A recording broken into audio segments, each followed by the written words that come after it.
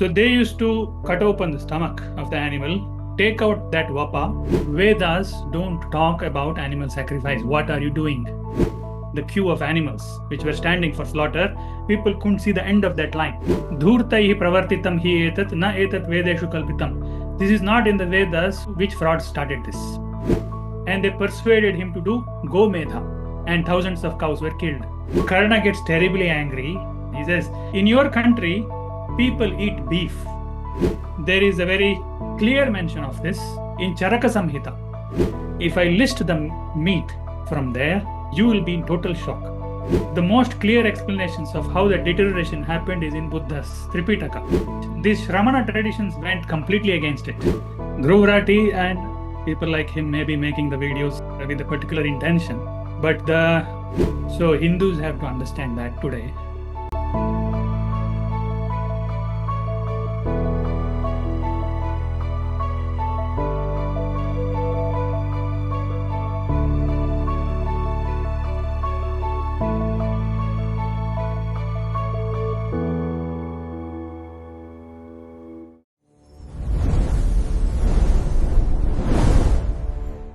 Now, to begin with, I will talk about Ramayana and Mahabharata because there are many similarities.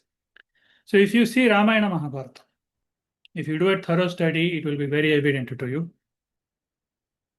that meat eating was a very prevalent practice of those times. And it was prevalent not just among Kshatriyas, not just the warrior class, even Brahmanas were eating. If I have to give a very prominent example, which you may know, this story comes in some Puranas also, it comes within Mahabharata also. There is a story of Vatapi and Ilvala. So they have hatred for Brahmanas, the Vedic civilization. So what they do is they invite Brahmanas, they feed them mutton, and they poison it or something, and the Brahmanas die. In the story, they tell it in a very mystical way. So one of those asuras converts himself, transforms himself into a goat, and then the goat is sacrificed, killed, and that goat meat is fed to the Brahmanas. And as soon as the Brahmanas consume that meat, the other Rakshasa, Ilvala, he will call his brother out of the Brahmana's stomach. So they tear the Brahmana's stomach, then they come out. This is the story. So he was feeding them with mutton, and he was killing the Brahmanas, which means Brahmanas were eating meat. It was a very common practice. So similarly, he tries to call Agastya and tries to feed him. It is said that Agastya eats that entire goat, one full goat. Agastya eats. And then when the Ilvala calls the other one, come out, Agastya digests him, and that Rakshasa is dead, so he cannot come out. So this is the story. There's a prominent story where the story explicitly says that Brahmanas are fed goat meat.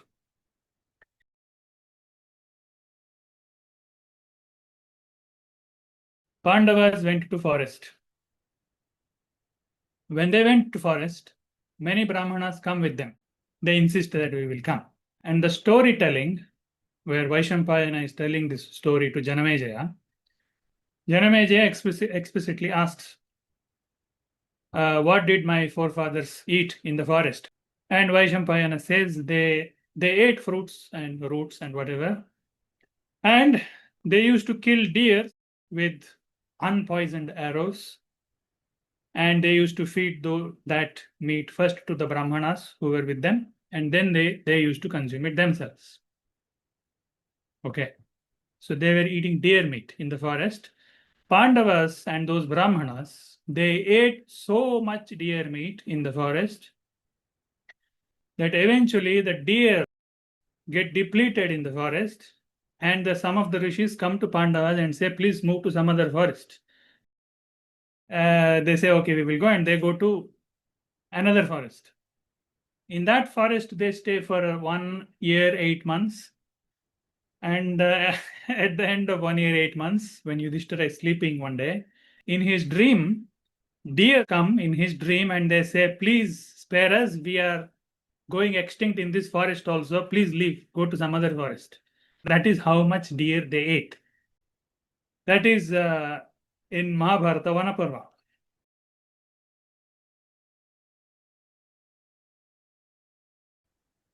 If you see in Ramayana, before going to Rama, I will talk of another incident. Bharata comes to Ayodhya from his grandfather's house, and he gets to know of all this news. Rama is sent to forest and all that. So big drama happens there. Finally, they decide that we will all go and visit Sri Rama in the forest.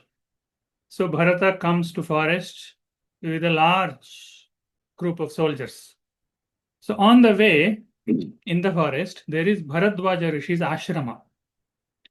Sri Ram also had gone through that path only. He had visited Bharadwaja and gone ahead. So when Bharata comes, he also meets Bharadwaja Muni on the way.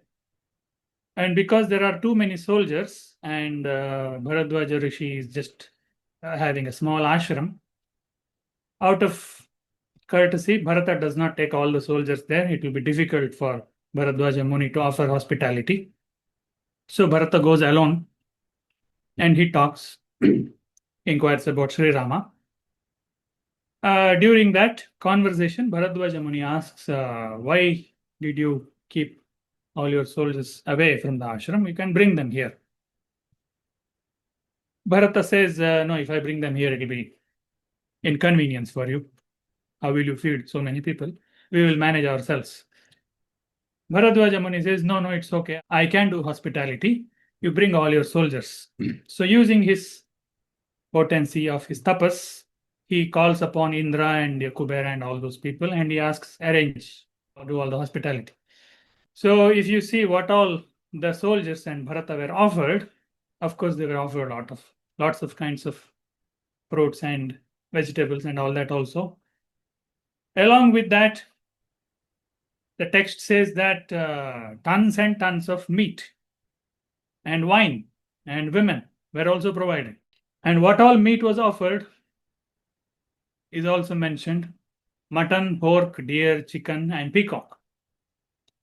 These were the meat that was offered. And the soldiers are in some kind of heaven. They say this is only heaven. So one night they stay there, enjoy fully, and next day they go and meet Sri Ram. So in Ramayana also, it's a very common thing. If you see, I won't go into the details of this because people may not give much value to this. If you see Ravana's Lanka, it is much more materialistic in nature. All kinds of meat and everything is there, and people are enjoying drinking and all that. When Hanuman goes to visit Lanka, description of Lanka is also there.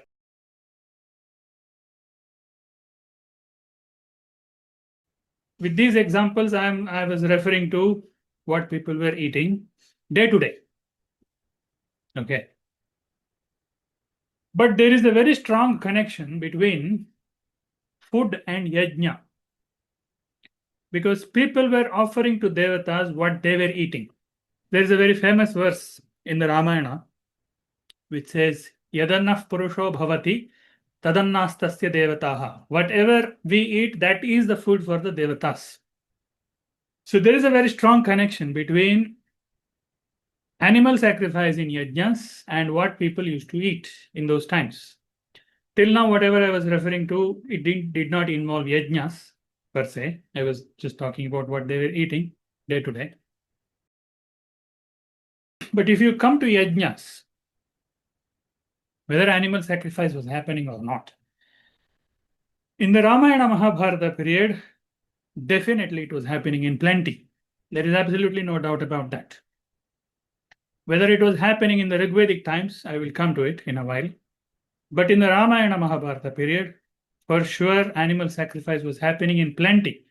For example, if you see the Ashwamedha Yaga that Pandavas perform, the Ashwamedha Yaga itself involves around 300 animals to be sacrificed. Main animal is the horse. Apart from that, many other animals are systematically tied to a pillar called Upastamba, slaughtered there. They will take out the vapa of the animal. It is a membrane, a fatty membrane that covers your stomach and intestines. It's like a sac It's like a fatty sac which protects your entire stomach.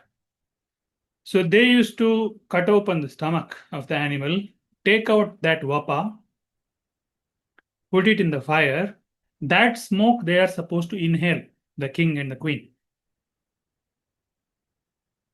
Can you imagine how it would have been? It's happening in the Yajna Vedic only, not somewhere else. Today, the moment we say Yajna, we think of a very sattvic picture where only laddus are there. Fruits and laddus and such things are there. But if you see the yaga of those times, the descriptions of those times, it's very brutal. And one of the shlokas says, it describes the grandeur of the yajna, how many people came and they were endlessly fed and all that. And one of the lines says, Pashunam vadhyatam chapi nantaha tatra asma drishyate. Meaning the animals which were standing, the queue of animals which were standing for slaughter, people couldn't see the end of that line. That many animals were standing to be slaughtered, to be fed to people. These are not yajna animals. These are animals which are being slaughtered for feeding people. So hundreds and thousands of animals being slaughtered. Ashwamedha Yaga. If you see Ramayana, there is Ashwamedha Yaga in Ramayana also. It is in the very beginning. Again, around 300 animals are sacrificed. See, one thing you have to understand here, all these descriptions will invoke bhibhatsa in us. It may invoke disgust in you. But you have to understand how a Kshatriya mindset would be. You have to see the description of wars of those times. Blood, cutting off limbs, cutting off heads was not at all a very rare thing for them. They were totally desensitized for it. If you do something day in and day out, you will be desensitized. So you have to understand that society also.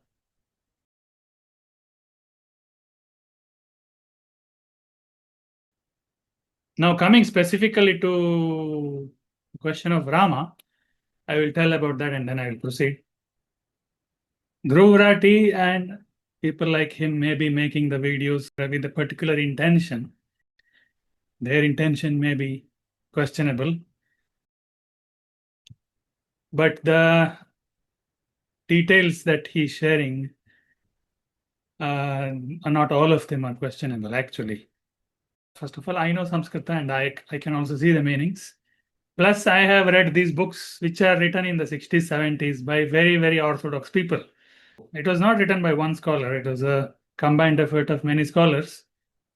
And in that also, they don't have problem accepting whenever it is directly told. They don't try to do grammatic circus, try to bring out some other meaning and all. They don't do that. They simply report whatever Valmiki Ramayana says. And in Valmiki Ramayana, there are some direct mentions of Sri Rama consuming meat. That should not make any difference to us because, as we have been seeing, those were very different times with very different social norms. Plus, he was a Kshatriya after all. So we should not be trying to fit Sri Rama into our own imagination of how he should be. And more importantly, we read Rama and Krishna's life stories to take inspiration from how they lived through challenging situations. We don't read them to see what they ate.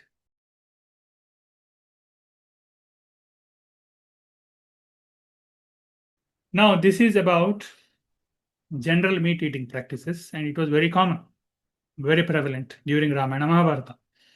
Now, coming specifically to the question of beef, whether beef was being eaten, whether it was prevalent, based on my reading of Ramayana Mahabharata, the picture that I get is beef was being eaten, but it was not so prevalent. For example, in Ashwamedha Yaga, one of the animals sacrificed is a bull. Like that, you will get several instances where Gavalambhana is talked about. Gavalambhana means killing of cows, is talked about. But if you do an overall survey, like what I did now, like where they specify the meat, type of meat being offered and eaten and all that, cow does not feature very often in them. That I can see in Ramayana Mahabharata time. But there are mentions of killing of cows or bulls and eating their meat. For example, Brahadaranyaka Upanishad belongs to Mahabharata timeline. I don't know how many of you remember. Brahadaranyaka Upanishad it belongs to Yajnavalkya. Yajnavalkya is Vaishampayana's disciple. So in his compositions, Brahadaranyaka Upanishad, there is a chapter which talks about what should parents eat to get brilliant children. There it says, if you want a son who will be proficient in one Veda, then parents should eat rice cooked in milk. If you want a scholarly daughter, see, that's also there. There was no gender bias. If you want a scholarly daughter, parents should eat rice cooked with till, sesame. Like this, it goes on. And finally, it says, if you want a son who will study all the four Vedas, become a great orator, then parents should eat rice cooked with uksha or vrishabha mamsa, ox or bull meat. And in Shatapatha Brahmana, which is also composition of Yajnavalkya, it says that Yajnavalkya also used to consume beef.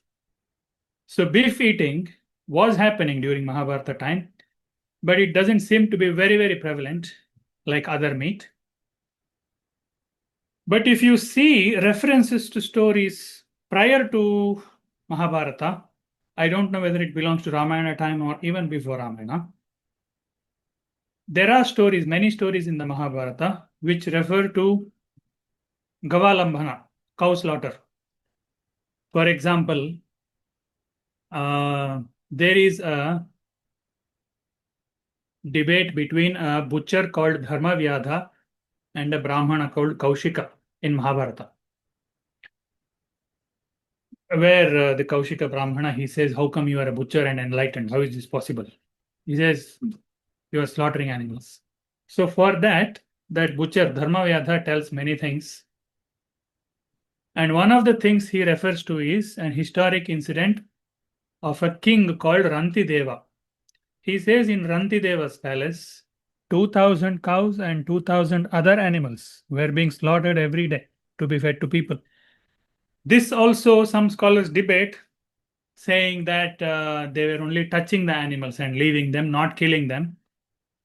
But if it was so, why would Dharma Vyadha refer to that? Because the context is of animal killing. And in the later stories also, for example, in Kalidasa's composition Meghaduta, he gives a reference to the same Rantideva. And because so many animals were slaughtered,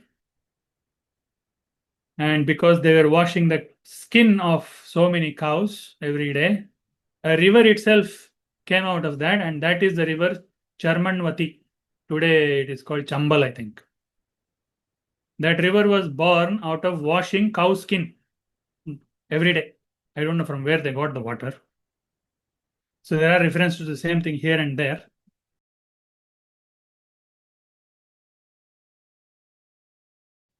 For example, there is a chapter in Shanti Parva which refers to an incident between Kapila and a Brahmana, a debate between Kapila and Brahmana. So it says when Twashtra came home, a Brahmana was making ready a cow to kill and feed Twashtra. At that time, Kapila goes and debates. And the debate is interesting because what Kapila says is, Vedas don't talk about animal sacrifice. What are you doing? He debates like that. He says Vedas talk about ahimsa. So why are you sacrificing the animal? The Brahmana doesn't agree. He says, no, Vedas say you have to do an animal sacrifice. You have to kill the cows. So debate happens there. There is another story which refers to a king called Vichaknu. This story is also in Shanti Parva, Mahabharata. So there is a yaga happening and a bull's head is severed and it is on the floor. and there are many other cows there waiting to be slaughtered. So looking at that bull's head on the floor, the other cows realize what is going to happen, and they all start weeping. Looking at that, the king gets very compassionate and he utters a few things. This animal sacrifice was not originally there. Dhurtaihi pravartitam hi etat na etat vedeshu kalpitam. This is not in the Vedas. Who started this? Which fraud started this? Animal sacrifice in the Yajnas. Then there is a conversation between a merchant called Tuladhara and a Brahmana called Jajali. Very similar debate happens. And that merchant says, today very, very few people know what is true Yajna. And he also says that Brahmanas at some point changed and they started observing Kshatriya Yajna. He says, Swayajnam Brahmana hitva Kshatriya Yajnam ihasthitaha. So, okay, all these stories, and there are many more, all these stories point out that in the early Vedic times, animal sacrifice was not there. Vedas were not at all talking about animal sacrifice. At some point, Brahmanas went rogue. They became dhurtas and they started doing animal sacrifice.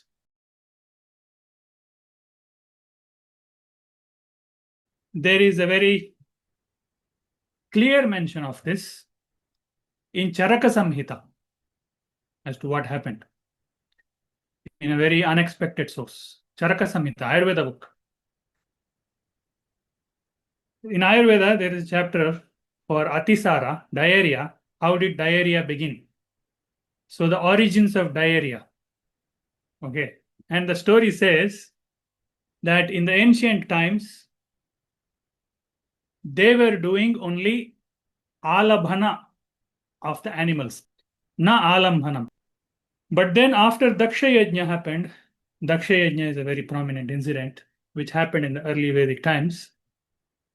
It says after Daksha Yajna happened, his successors, it names also, one of the names is Ikshwaku. Ikshwaku is Rama's ancestor. In Ikshwaku's time, they misinterpreted the Vedas and they started killing the animals. Instead of doing alabhana, they started doing alambhana. Of course, some scholars say that alambhana also does not mean killing. It also means only touching the animal. Anyway, but Charaka Samhita says like this. So Ikshwaku in his time, they started animal sacrifice. They misinterpreted. And then somewhere down the line, another king, because no other animals were available, goats and whatever were not available, he started killing cows. And the cows were killed. It was fed to the people, and people could not digest that meat, and they had diarrhea. This is the origin of diarrhea in Charaka Samhita. So they had something happened, beef eating started, they gave issues, but apparently they didn't stop. They continued. For at least for some time, they continued.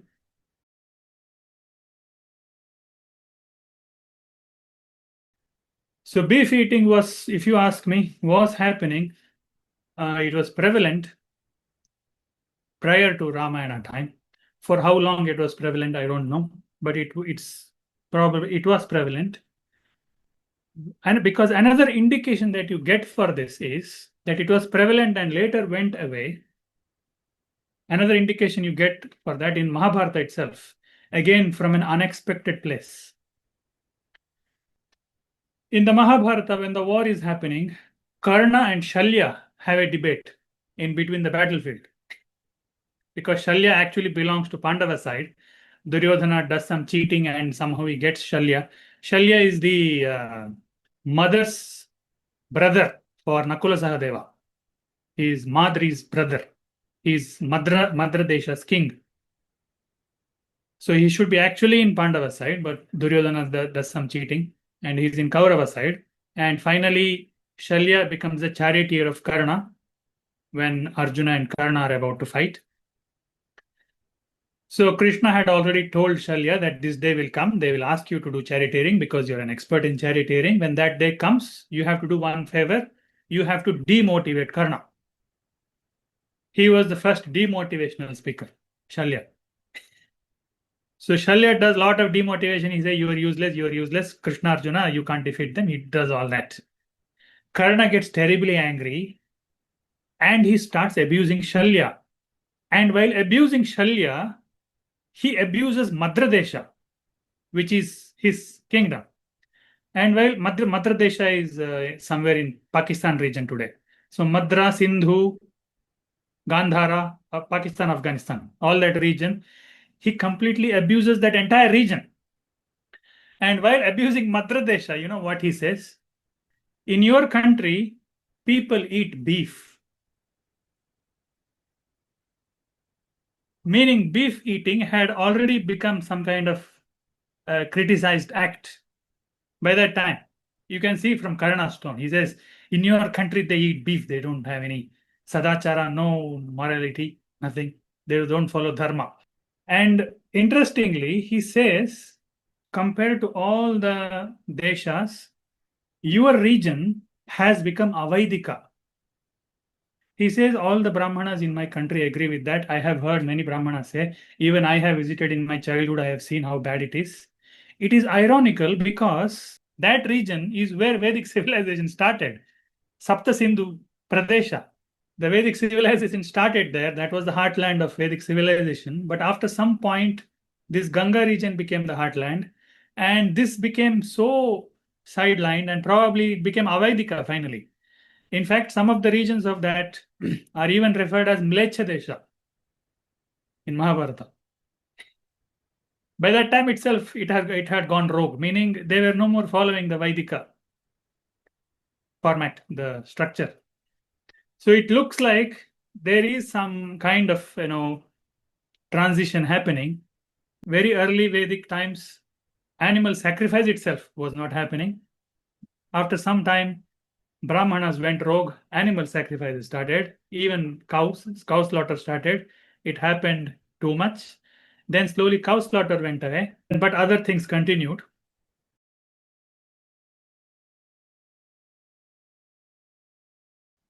And there is another explicit story of one king called Uparichara Vasu. It says he was performing yajnas without animal sacrifice. But once there was a debate between two groups whether animal sacrifice should be done or not in the yajnas. Indra was saying animal sacrifice should be done. Sages were saying no. And at that time, Uparichara Vasu is going by that path. So the sages ask him, do yajnas have animal sacrifice or not? He asks, what is Indra saying? Indra is saying animals should be sacrificed. Then Uparichara says, yes, then animals should be sacrificed. For some political reason, he said yes. And then the story says the sages cursed him. You yourself are not doing, you are doing with Aja. Aja means grains, it seems. And later, they translated Aja as goat. He himself is doing yajna with grains, but he says, for some reason, he says Aja means goat. The same story is referred to multiple times actually in Mahabharata. And it also refers to a yajna conducted by Agastya for 12 years using only grains.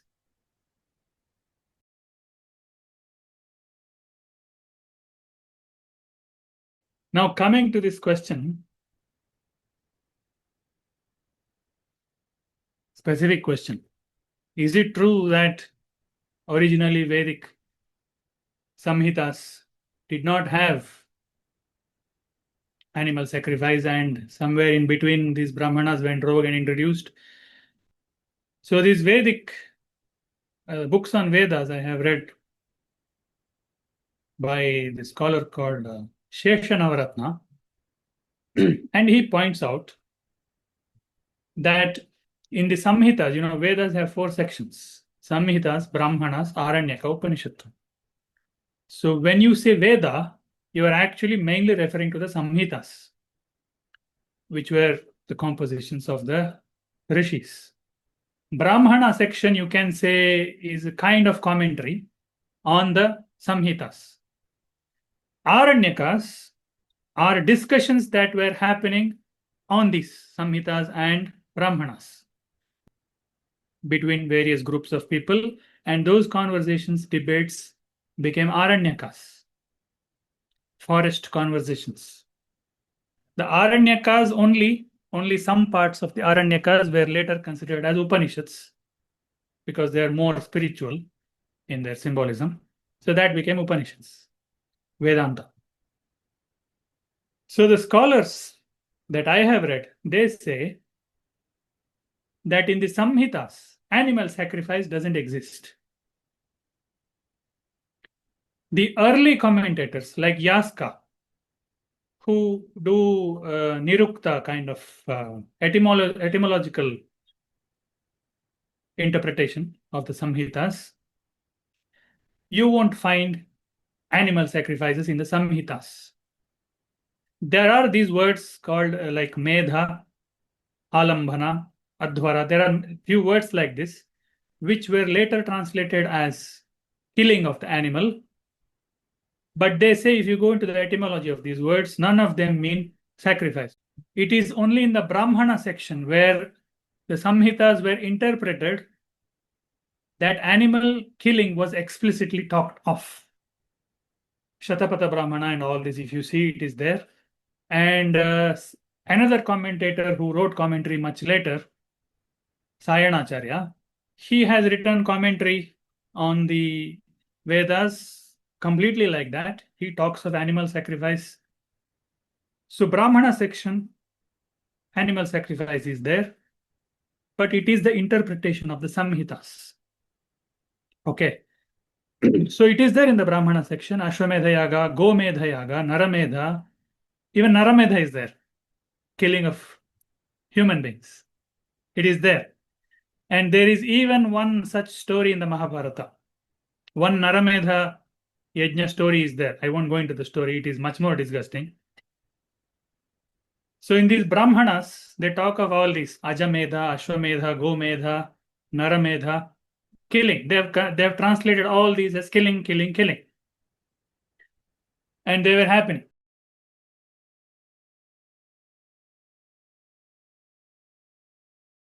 Now, the most clear description of what exactly happened is not in any of the Vedic scriptures.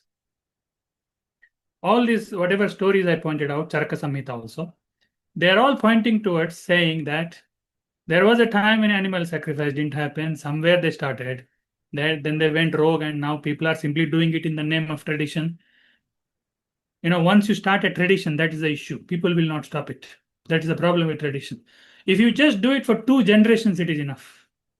After that, it is extremely difficult to get rid of it. Even if somebody comes and says, this is nonsense, it was not there. No. Our parents have told us to do this. We have to do it. This is dharma. Then that becomes dharma. So it happened. All the stories are indicating, saying this happened. And the most clear explanation of this is not in any of the Vedic texts. It is in Tripithaka. Buddha tells exactly what happened. So a bunch of Brahmanas go to Buddha and they ask him a question. Do you think the Brahmanas of our time, we all, are we following the customs and traditions of the original Brahmanas? Buddha says, no, you are not at all following. It's no chance. You are not at all following what those Brahmanas, original Brahmanas were following. And he describes how Brahmanas were in the early Vedic times. He says those sages were very, very austere. They were living a very restrained life. They had controlled their 5 senses. They were not compulsive. They owned no money, no cattle, no, not even grain. But they were living such a pious life that people by themselves, the surrounding neighborhood, by themselves would come and keep food on their doorsteps. They were not even going out to beg. They were not wearing colorful clothes. They were not riding chariots. They were not having women. It tells all that, which means in Buddha's times, all this was happening. So they were not indulging. They were living a spiritual life. They were very chaste. They had a lot of integrity. They were very gentle, harmless. They were not even owning animals. So where is the question of sacrificing animals? And actually, explicitly, he says that they were slaying no cows. Then he describes many things. And then he says, in the time of Ikshwaku, you remember in Charaka Samhita also the same name comes. I'm giving you cross references which indicate that there is some truth to all this. Independent sources are telling the same thing. Charaka Samhita also says the same thing. In Ikshwaku time, something went wrong. So Buddha says in Ikshwaku's time, Brahmanas started getting greedy, looking at Kshatriya lifestyle. They also wanted that lavish lifestyle. So they went to Ikshwaku. And how they went to Ikshwaku, he says, they compiled many mantras and went to Ikshwaku. Do you see what's happening? They compiled I think they compiled Brahmana section or whatever. They went to Ikshwaku and they said, Ikshwaku, you have lot of money, lot of grain. You do yajnas. We will tell you how to do yajna and how to do sacrifice.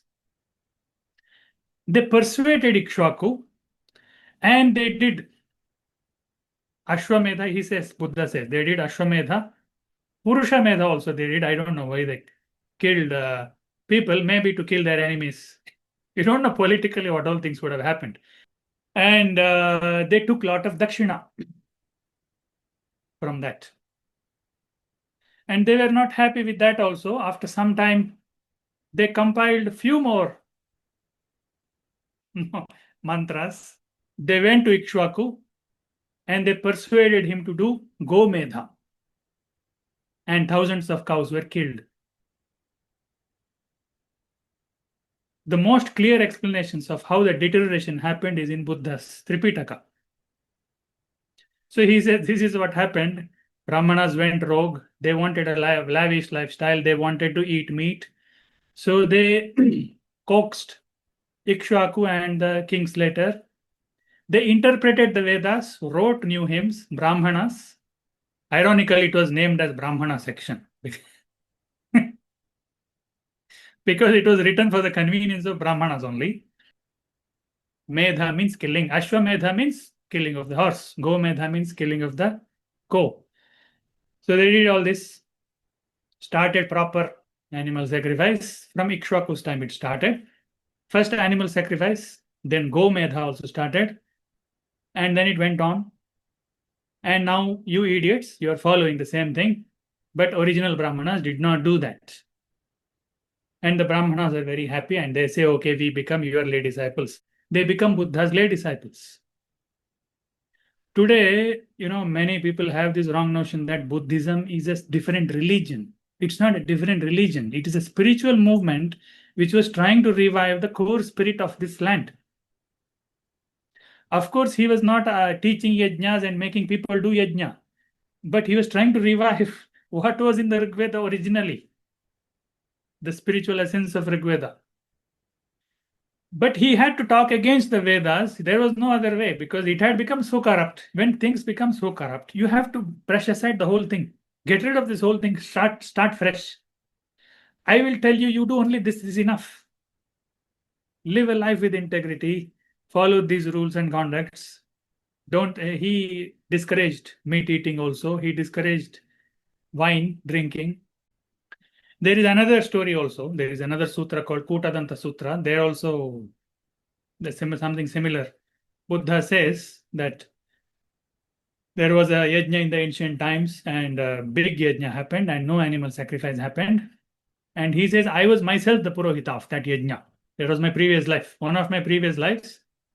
And there was no animal sacrifice at all. What are you people doing now? He asks. And it is not just Buddha who was doing it. As I pointed out, there were many people who were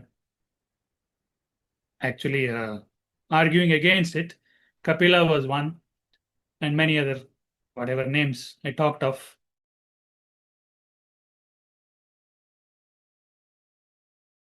Then by Buddha's time, These Shramana traditions went completely against it. You can imagine why. If so many animals are being killed around you, do you think people won't react to that? These Jains and Buddhists reacted very, very strongly to that. They went against Yajnas all out. And I won't say it is a bad thing that happened in India. See, today Indians have again lost historic sense. They say Jainism and Buddhism became prominent and Sanatana Dharma went away. What was happening in Sanatana Dharma at that time? Do you know?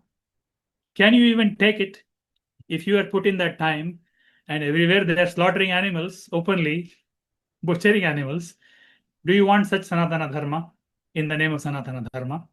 So a big revolution happened. Shramana traditions became too popular and they went all out against animal sacrifice. Jains actually went all out. Ahimsa became their highest thing. Buddha didn't go totally against it, but he discouraged it. He would say that he would tell his monks that if you come to know that it is this animal sacrificed for your sake, don't eat it. Otherwise, you can take meat as bhiksha. But whatever, because of the popularity of Jainism and Buddhism in India, this animal sacrifice started declining more and more. It started declining more and more because if this becomes the philosophy of the state, if the king subscribes to Buddhism, Jainism, obviously they will not do any yajnas. Yajnas stopped in India for some time. And it's a good thing, I would say. Today, people don't realize it. Today, Hindus don't realize it. How great a help Buddhism and Jainism have done to India. That was the restart or reboot that India wanted. Because they became prominent, yajnas kind of vanished. At least it didn't happen in such large scales. So that reboot, that break, that few centuries break which Buddhism, Jainism gave, it helped Hinduism very greatly. Then when yajnas came, they acquired the sattvic form which we have today. Then they started doing only with the plant produces and fruits and coconut. So this is what happened. And in Mahabharata, you can see that. In Mahabharata, there are much later compositions also which belong to Buddha's time and post-Buddha's time also. For example, in Anushasana Parva, there are a few chapters in Mahabharata which stand out like a sore thumb from the rest of the Mahabharata. There they have condemned meat eating so much that you will wonder whether I'm reading Mahabharata or not. They have condemned meat eating so much, and this funny thing is, ironical thing is, Bhishma is telling Yudhishthira. The same Yudhishthira, who after talking to Bhishma goes back to Hastinapura and does Ashwamedha Yaga. It makes no sense. So these chapters were obviously added later. It was not from Mahabharata time. So there are a few chapters which condemn meat eating so much, and the language is very similar to Puranic language. It says, if you eat meat, you will never go to heaven. You will, if you eat meat, you are like a Rakshasa. You will go to a hell called Kumbhipaka. Have you watched the movie Onion? All this in Garuda Purana, all this is there. Kumbhipaka means you will be fried in oil. So he says, if you cook meat, you will also be cooked in hell. Such things were written, completely discouraging you from eating meat. He says, if you give up meat, it is as good as doing 100 Ashwamedha Yaga. Do you see the transition in the language? In Mahabharata time, they were doing Ashwamedha Yaga. But this was, I think it was these chapters were added after Buddha's time. It says, just if you give up meat, it is enough. It will give you same phala as doing 100 Ashwamedha Yaga. If you cannot give up meat completely, give it up for 1 month in a year, like all these things, all the things that you see in our times. No eating meat in Shukravar. No eating meat in this particular month, Kartika Masa. All this you will see, all this language. You won't find such language in Mahabharata Ramayana times. All this is much later development. And in that chapter, in that place where meat is condemned, they have listed the names of kings who did not eat meat at all. Okay. In that list, they have written Rama. What is the intention of the chapter? To discourage people from meat eating. Intention is good. I agree all that. But it is obviously, evidently, a very later composition. So they scare people. They scare the hell out of people by telling if you eat meat, you'll go to hell. It is all from Puranic times.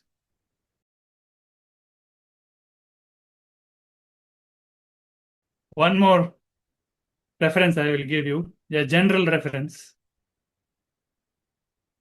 to understand how ancient Indian society was. Again, it is shocking. It is from Charaka Samhita. Okay.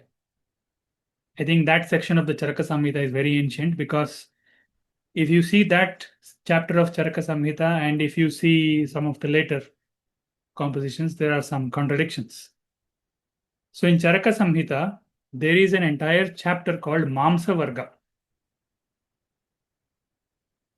qualities of each meat, and which meat is fit for human consumption. If I list the meat from there, you will be in total shock. I will not tell everything, I will just tell a few. So the meat fit for human consumption, the first meat that it has listed is cow, go. After that, donkey, camel, horse, panther, lion, monkey, wolf, tiger, hyena, mongoose, cat, mouse, fox, jackal, eagle, dog, crow. And this is not even the entire list. Then it goes on for aquatic animals and all that. It says python, this kind of python. You can eat all that. I think Chinese are following Charaka Samhita now.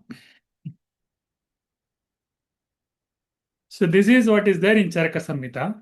And it says this is fit for human consumption. I don't mean they were eating all of this every day, but it says at least this much that it is fit for human consumption. Why I said contradictory is that if you see, Yuan Sang, the Chinese traveler who came to India, he came somewhere in the 7th, 8th century, I think. So when he came, he has documented what Indians were eating and what was prohibited for them and all that. So there are some contradictions between this Charaka Samhita and what he has written. He has written that cow, monkey, and some other animals were prohibited. They're prohibited. Whereas Charaka Samhita says it is fit for human consumption.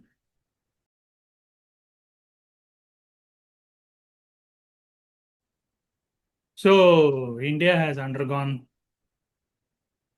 a lot of transformations over millennia. That is the thing with civilization which spans for many, many millennia. You cannot fit that society into this society now. It would have undergone so many drastic changes that it will be cultural shock for you only. Your own culture will be a cultural shock for you. So Hindus have to understand that today. Many things have changed culturally. You don't have to follow. You have to look at these things as historic records.